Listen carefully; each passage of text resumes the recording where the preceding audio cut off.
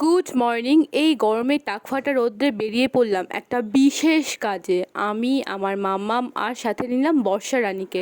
বলো তো কোথায় চললাম, গেস করতে পারবে? হ্যাঁ, এই গরমে বাচ্চাকে নিয়ে বেরোনোর একটাই উদ্দেশ্য, ওর ভ্যাকসিনেশন ডে।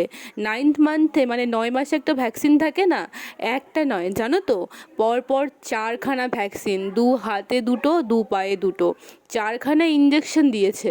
কি আর বলবো। যাই হোক, গরমে বেরিয়ে গেলাম, আর বেরিয়ে তো ম্যাডামের খুশির অন্ত নেই। চারদিকে দেখছে টোটোতে করে গাড়ি ঘোড়াগুলো, আর আমার সাথে হাঁ করে তাকিয়ে দেখছে। তারপর দেখো, এখানে এসেও কত গল্প।